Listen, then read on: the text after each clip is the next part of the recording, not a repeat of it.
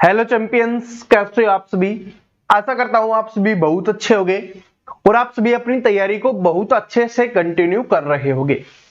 दोस्तों, इस वीडियो में हम बात करने वाले हैं सीआरपीएफ हेड कांस्टेबल से रिलेटेड जो आपके दिमाग में बनी हुई है, क्योंकि आपने बहुत सारे वीडियोस देखे होंगे या सभी स्टूडेंट के दिमाग में एक चीज होती है कि कितने फॉर्म भरे गए हैं, ताकि हमें यह पता चल जाए कि कितना कंपटीशन होने वाला है या कितने स्टूडेंट इसका फॉर्म भर रहे हैं, कितने स्टूडेंट इसमें इंटरेस्टेड हैं।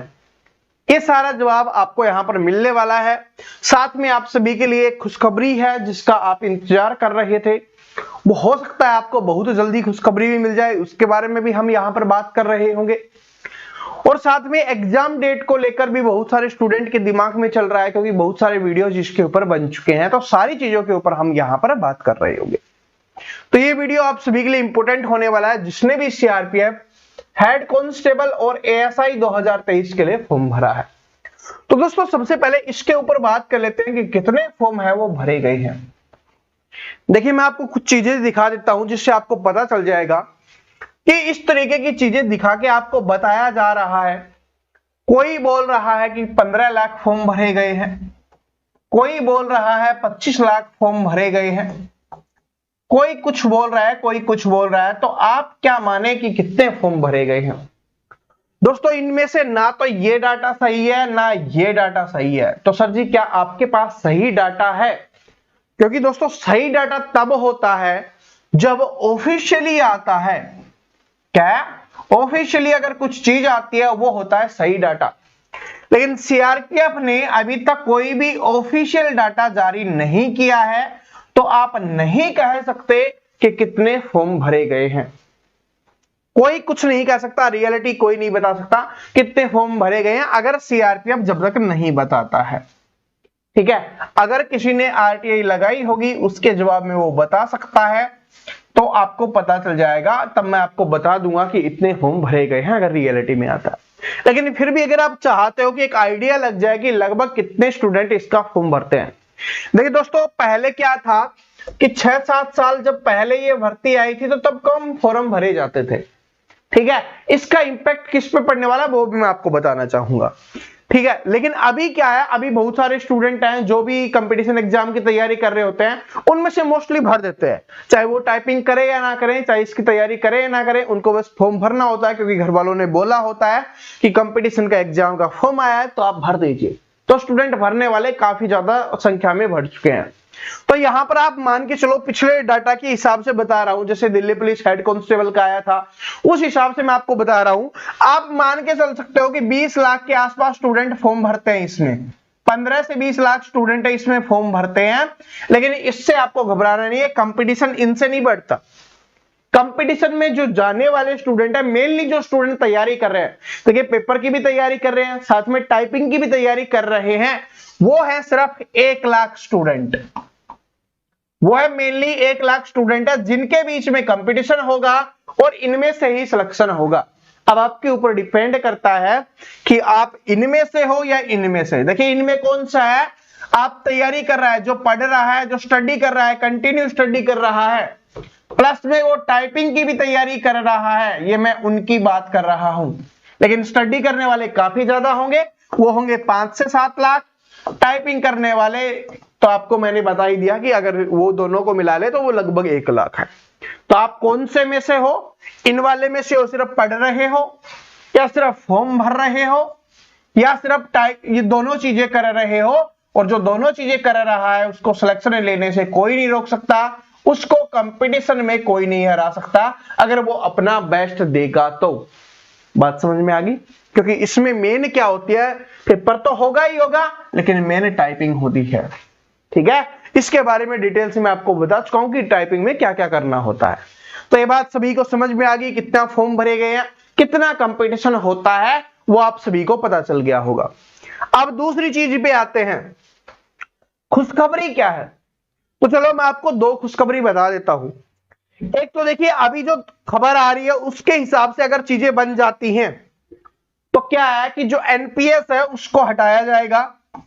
एनपीएस है उसको हटाया जाएगा। देखिए, हाई कोर्ट ने बोल दिया गया, दिल्ली हाई कोर्ट ने बोल दिया है कि इसको हटाना चाहिए, कि जो हमारी पैरामिलिट्री फोर्सेज है, ठीक है, उनको भी क्या करना चाहिए, जो आपकी पुरानी पेंशन स्कीम है, पुरानी पेंशन स्कीम है जिसको आप ओल्ड पेंशन स्कीम बोला जाता है, ओपीएस बोल सकते हो, ओल्ड पेंशन स्कीम, उसके तहत लागू किया जाए। अब सर जी ये क्या है, इसको बोलते हैं कि जो भी आपकी लास्ट सैलरी होती है उसके बाद उस सैलरी का आधा आपको पेंशन के रूप में मिलता है।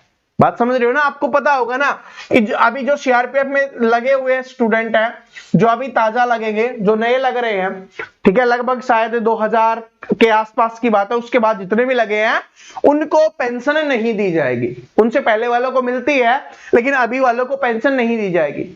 तो ये कोर्ट ने बोला है कि उनको भी पेंशन दिया जाना चाहिए, और हो सकता है दोस्तों ये बहुत बड़ी डिसीजन है, अगर ये डिसीजन आता है तो सरकार के पक्ष में बहुत सारी चीजें हो जाएंगी।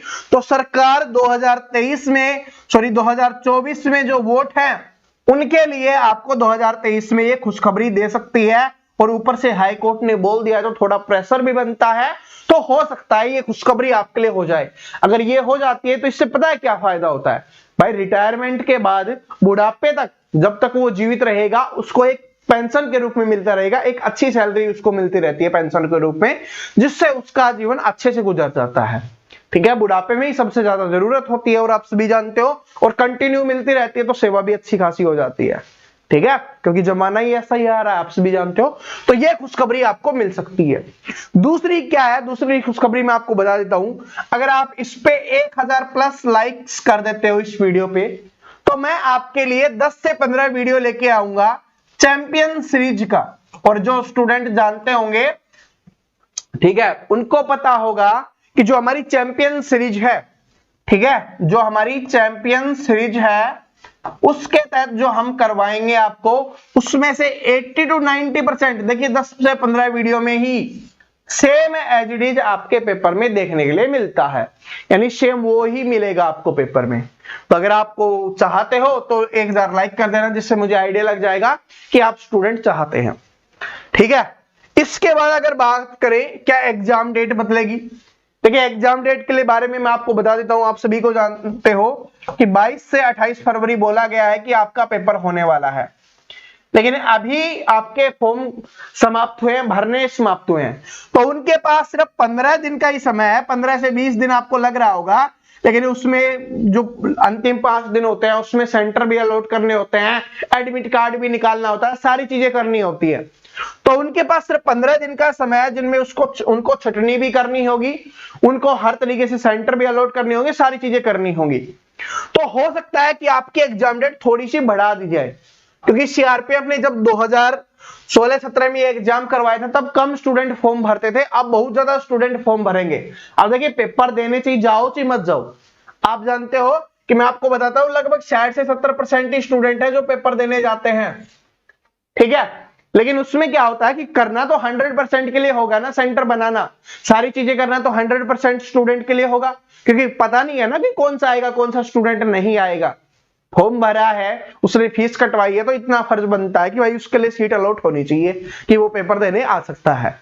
तो इसलिए समय लग सकता है, और अगर समय लगेगा, अगर वो पहले से तैयार होंगे, ठीक है, अगर वो पहले से तैयार होंगे तो एग्जाम डेट बिल्कुल चेंज नहीं होगी, और अगर पहले से उन्होंने कम का सोच रखा होगा और अब ज्यादा स्टूडेंट आगे होंगे तो थोड़ा समय लगने वाला है।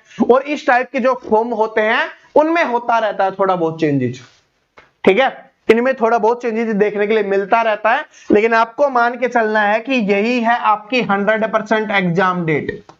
ठीक है, 100% यही मान के चलना है, और ज्यादातर चांस है कि इसी का होगा, क्योंकि सीआरपीएफ है वो एक ऐसी फोर्स है जो पहले से सारी चीजें तैयार करके रखती है, थोड़ी आप बोल सकते हो स्पीड में काम करवाने वाली फोर्स भी है ये। अगर हम कंपटीशन एग्जाम की बात करें तो उसमें है जल्दी से करवा देती है, फिजिकल वगैरह भी बड़ा अच्छे से जल्दी से करवा देती है, काफी एग्जाम्स है जिनकी ये करवाती है।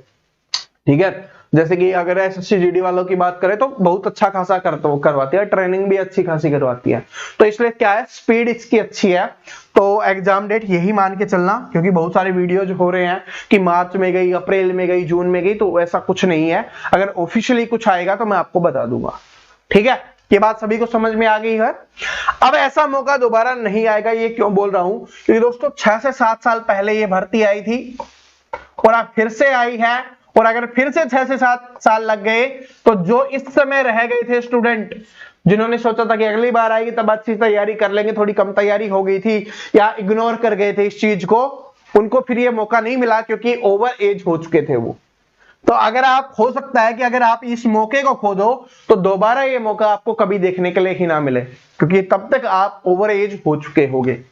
ठीक है, और ये बड़ी शानदार जॉब है, ऐसी जॉब मिलना भी बड़ी किस्मत का बात होती है। लेकिन किस्मत कब चमकेगी? जब मेहनत करोगे और इसमें अपना 100% दोगे, तभी आप सफलता प्राप्त कर पाओगे। अब आपके पास कुछ समय नहीं बचा हुआ, 15 से 20 दिन का समय है, हार्डली 15 दिन आपको मेहनत करनी है, और अगर आप इसमें सफलता प्राप्त करना चाहते हो तो 15 दिन तो आप मेहनत कर ही सकते हो। ठीक है, बात समझ में आ गई? तो इस वीडियो को लाइक कर देना अगर चाहते हो कि चैंपियन सीरीज आप सभी के लिए स्टार्ट की जाए, और जो स्टूडेंट चैनल पे नया है चैनल को सब्सक्राइब करके बेल आइकन को जरूर प्रेस कर लेना ताकि आने वाली सभी वीडियोज की अपडेट उसको मिल सके। Thank you so much, all the best.